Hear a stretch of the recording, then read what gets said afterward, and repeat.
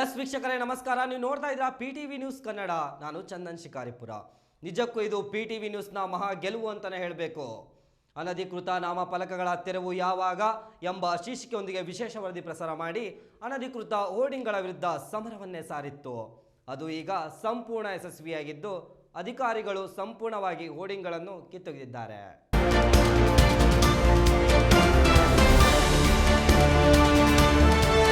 ಶಾಲಾ ಕಾಲೇಜುಗಳು ನಿಯಮವನ್ನು ಉಲ್ಲಂಘನೆ ಮಾಡಿ ತಮ್ಮ ಸಂಸ್ಥೆ ಹಾಗೂ ಪ್ರಾಜೆಕ್ಟ್ಗಳನ್ನು ಜನರಿಗೆ ತಲುಪಿಸಲು ರಸ್ತೆಗಳ ಆಜುಬಾಜು ಸೇರಿ ಮಧ್ಯಭಾಗಗಳಲ್ಲಿ ಬೃಹತ್ ಜಾಹೀರಾತುಗಳನ್ನು ಹಾಕಿ ನಗರದ ಅಂದವನ್ನು ಸಂಪೂರ್ಣವಾಗಿ ಹಾಳುಗೆಡವಿದ್ದರು.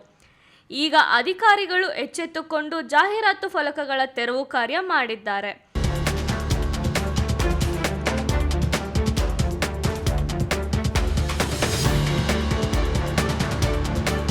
ಕ್ರಾಸ್ನಿಂದ ಮಂಡೂರುವರೆಗೂ ಸುಮಾರು 32 ನಾಮಫಲಕಗಳನ್ನು ಗ್ಯಾಸ್ ಕಟರ್ಗಳನ್ನು ಬಳಸಿ ಬೃಹತ್ ಕ್ರೇನ್ಗಳನ್ನು ಬಳಸಿ ತೆರವುಗೊಳಿಸಲಾಯಿತು.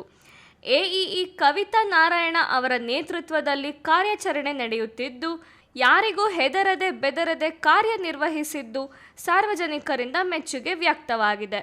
ಕ್ಯಾಮರಾಮನ್ ವಿಶ್ವನಾಥ್ ಜೊತೆ Ravi N, PTV news Kannada, Bengaluru.